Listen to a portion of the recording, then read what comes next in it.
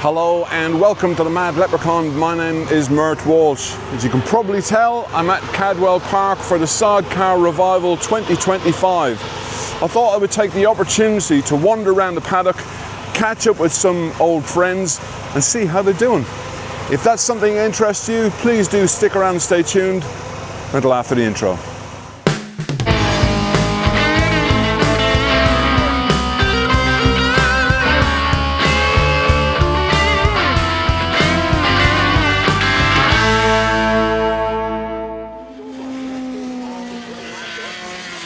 Harry Payne, Kevin Russo, current world champions, former British champion, and all-round good eggs pair of you. Thanks ever so much for your time, guys. How are you getting on at Cadwell Park and the Sidecar Revival? Fun. We're having a bit of fun. Sort of relaxed weekend. Yep. Nice to see everybody again, and we're riding a lovely Derbyshire 350 Yamaha from 1988. So that's really nice, and yeah, having a bit of fun. How are you getting on the TZ? Yeah, it's nice. It's the first time I've been on a two-stroke on a sidecar, so it's also a new track for me. So it's So your first time at Cadwell? Yeah, first time at Cadwell. So good track, good bike, and then a little bit some sun. So it's what we need, you know. Any plans to go back to the TT? Because I know you have contested the TT. Yeah. At the moment, not, but yeah, I would like to come back as a TT for sure. Okay. Yeah. And Harry? Yeah, never say never. You can't rule things out, but if we were to even think about it, everything would have to be right, and it's just our focus now at the moment is fully on the World Championship, and yeah, I know how much it costs, so I can't even think about it, you know. But so how is the World Championship going for people who don't know? Yeah, up and down. I mean, our pace is really good. Our performance is better than last year, but we've had some reliability issues. Unfortunate, complete random things that you can't put any blame on. It's just, you know, we had a valve drop.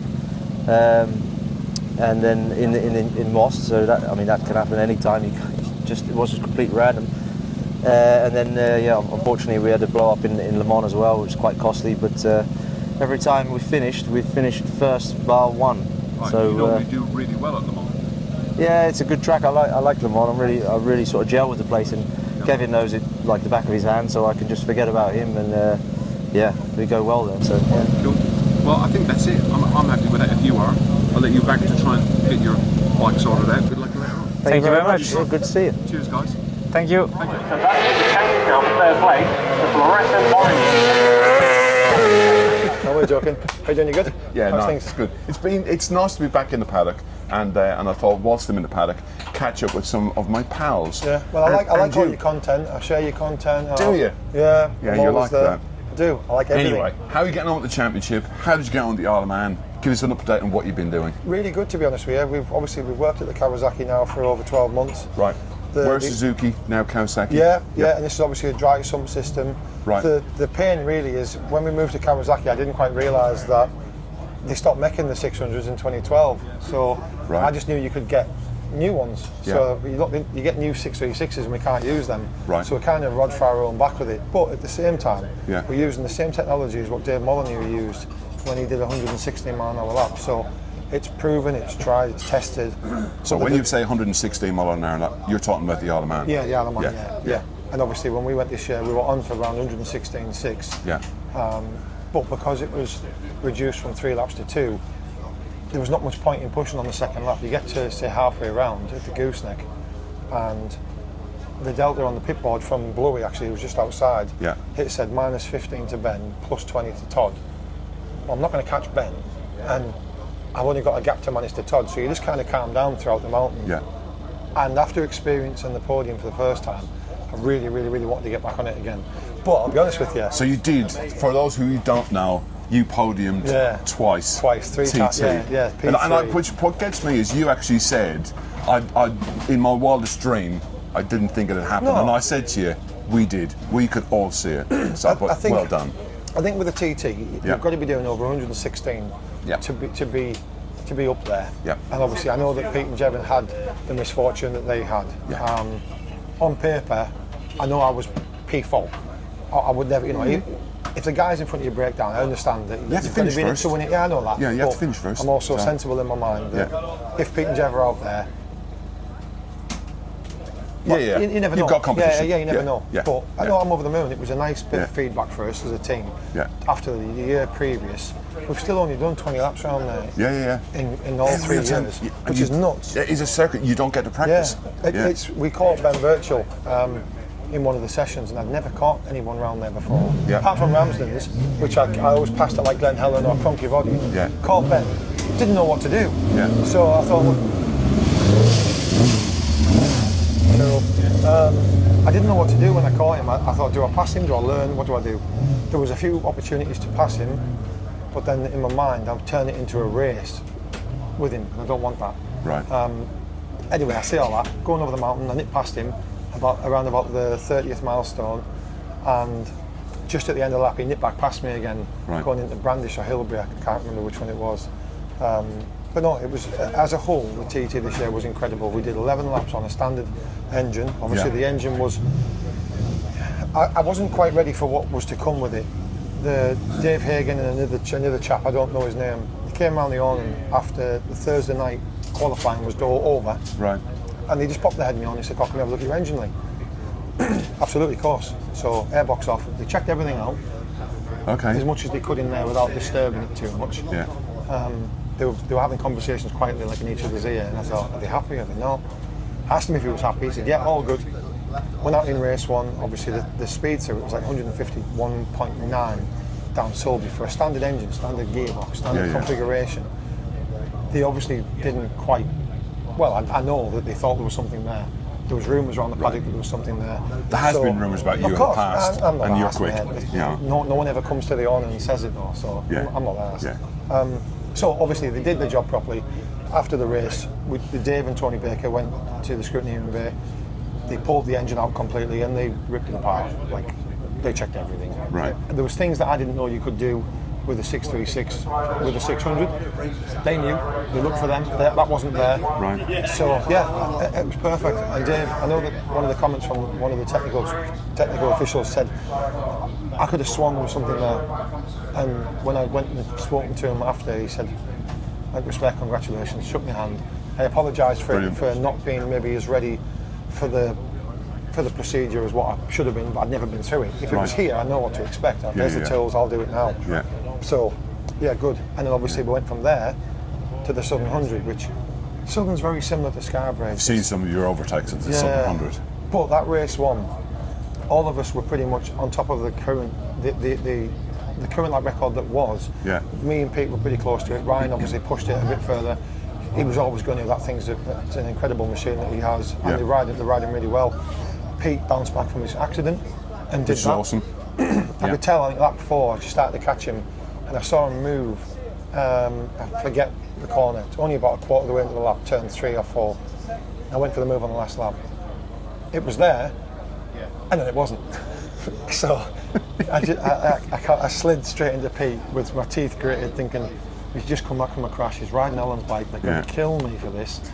So as I made contact with him, I sat up, let him gain his composure, let him go, as I wouldn't have tried to pass him and then, see a reward from that. Yeah. And I made my mind up from that moment that was the race done. Like, I'm coming back in third. Yeah. You make one move like that, that's it. Yeah. There was the commentary, and the commentators on the live stream on the real road racing. Is it real road racing? What's the thing where the platform we stream it on? I should know this because I've been advertising it myself. I don't know. The Green Light Television, obviously, on there, they were saying, "Oh, we hope it's not going to be too much of an issue when they come in." And we honestly came in. I went to Pete and I apologised. He put his head around my helmet and said, "I'd have done the same, Lee." So I thought, well, that's that one fine. Yeah. Went to see Ryan and Callum, shook their hands. They were over the moon with the race. So, yeah, incredible. All was good. And then you came here for the Sidecar revival, and you knocked it out of the park yesterday. Yeah. And you had record. Yeah. So all is good. What's crazy is, obviously, we're doing a lot of work with Gary Gibson and his dyno. Right. We put a tuned engine on it. When I say tuned, it can have a bit more of an inlet or a cam, something like that. Work on the ignition side of it, and we gain 2 or 3 during the course out of the tuned engine. Right. But the reliability is just not there for some reason. I can't figure out why. This engine was kind of built. It was all sent to Tony Baker. Mike agreed that we'll get someone else to build one. So Tony built it. Obviously, Mike's had his input as well on this, so it's not just Tony. But we put it here in Mike's words the other day when we changed engine on the Friday test day for a different engine. This is a standard, completely homologated engine, same spec engine as what was at the TT. Right. And I guess John Smith come round and see me yesterday. He said, "What is it?" Completely. He said, "Honestly, you ask Tony what cam in it, he'll just go normal one. Like it's nothing special, but it is an incredibly good machine. Yeah. And we've been working away at the standard side of it, and I think this is where I'm going to stay. Really, there's nothing wrong with it. I proved yesterday to myself. We took nearly 1.5 seconds off our PB yesterday just with better tyres, not new, right? Just better tyres. And I'm half tempted to put a new chair here in front of him to see what we can do, but yeah. I don't know. See what the weather does. Yeah. But yeah, I'm over the moon. To do a 35.4 around here hasn't quite sunk in yet because it is seriously quick. Yeah. And there was 3 of them. There was 35.8, 35.7, 35.4. So over the moon, like literally. Can't complain. Been a pleasure, bud. I'll Nice let to you see on. someone the same size as. I'm with Steve Kershaw and Rhys Gibbons, former multiple British long bike champion and just general legend. TD podium. Oh, That's about as good as it gets. TT podium. How could I forget? Smack my wrist. Thanks ever so much for your time, guys. How is the Sidecar revival going for you guys?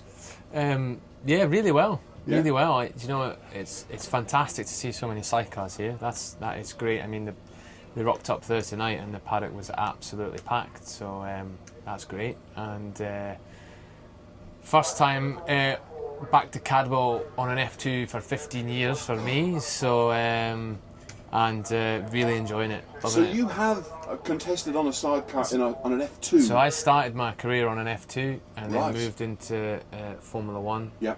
And so 15 years ago, I'm not quite sure where the time's gone, but here we are, 15 years later. later. There's an oil painting somewhere locked away in a loft because your face just hasn't changed. Well, I don't know, there's a few more grey hairs right enough, but...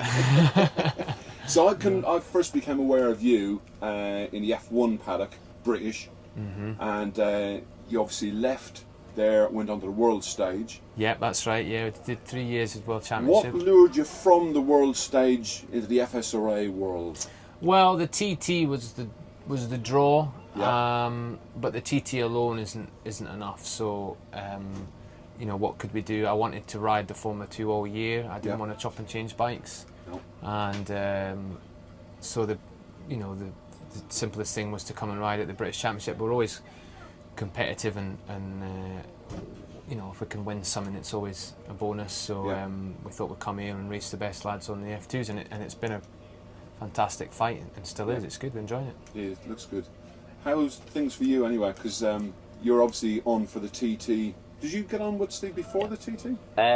We did Oschersleben, didn't we? Yeah, Germany. we went to Germany last year. Yeah. Oh, really? That was like the first time I've ever been abroad as well. Right. So It was a road trip. Really? wasn't it was a proper road trip. Yeah. Wow. Yeah. It was great. We did like we 3 countries in a day or something like that. yeah. So you podiumed at the TT last year. Yeah. And then you jumped on with Steve this year. In October, yeah. Right. Yeah, and then he asked me if I wanted How's to. the year been going? Now you can't repeat what you said off camera yesterday. Yeah, no, I'm not.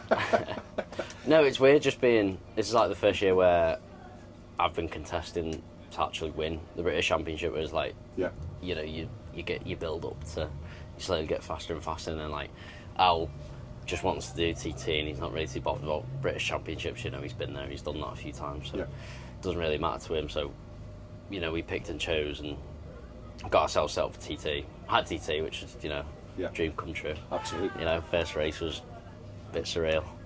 And then, so jumped on with Steve this year, and then just contesting. It's just stressful. It's good. It's great, but I've never had this many. He doesn't look like a person who gives lots of stress. He doesn't. It's he's not not. for me. I'm the stress. Oh, you're I the just stress myself out. Yeah. He's young and keen and enthusiastic, and it's brilliant, and it's great to be around. But I've been doing this a lot longer, so but I understand you leading the British Championship, and you know, and then you don't win and you finish, and it gets, doesn't it? It does, but I'm just like, it's all right, it's all going to plan, don't worry. But I totally get it, and that's part and parcel of it. That's what you got to learn. So you're back out later on today? We are out again today.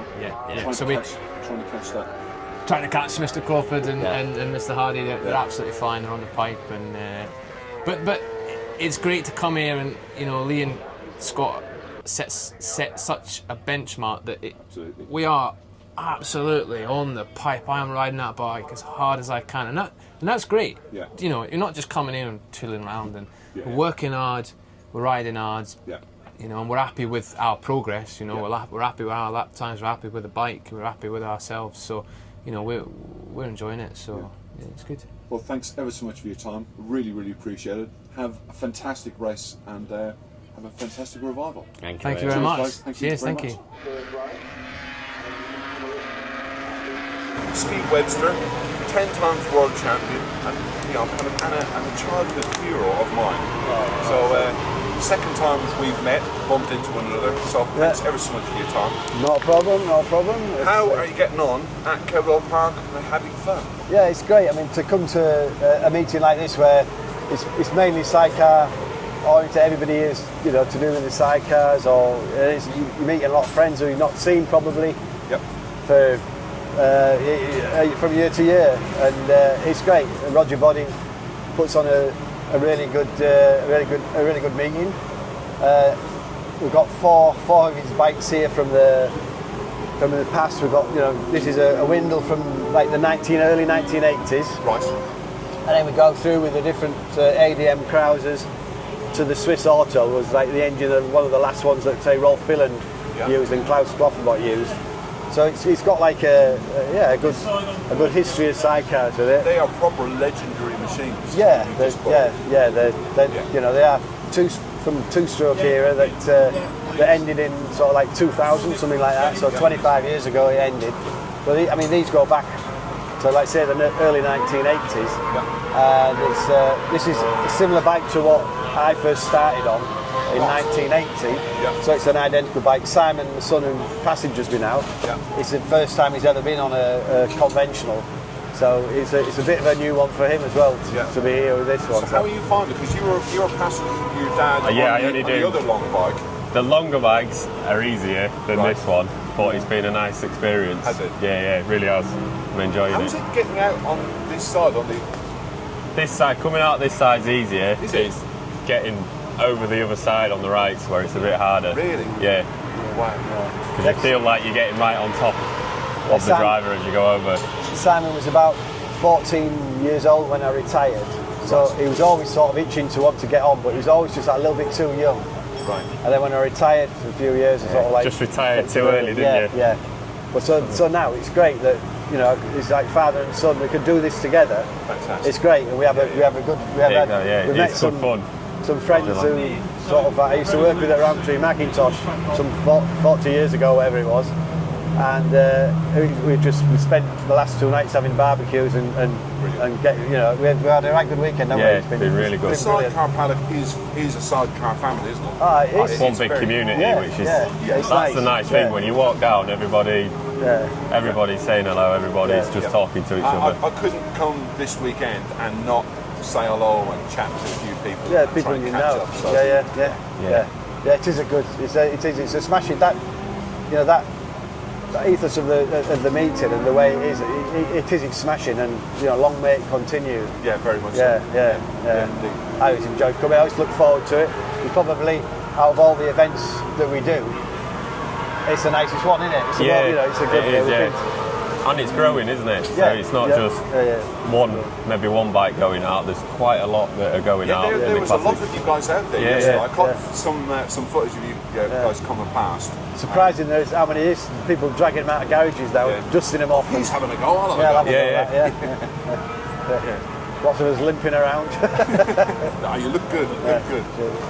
Well, thanks ever so much for your time. Absolute pleasure. Hope to you as always. And you, mate. Cheers, guys. Thank you very much. Well, they say you should never turn your back on your own camera, but I'm about to, and with good reason. Tony Davis, a friend of mine on Facebook, frequents the F2, British F2 sidecar paddock, and made me this t-shirt. So thank you ever so much, Tony. Thanks ever so much for all of the ongoing support I've had, all of the people who have subscribed and liked and made comments over the last couple of months. The channel is kind of getting and going in the right direction. So thank you ever so much. It really, really does make all the difference. I do question as to why I do the whole YouTube thing, and then people subscribe and make comments and interact with me, and I go, that's why. So, if you have liked this video, please leave a thumbs up. If you haven't liked this video for any particular reason, please feel free to leave a thumbs down. Don't forget to like, subscribe, it's free. And then hopefully, all being well, I should see you in another one. Until next time, people, take care of yourself. Bye-bye.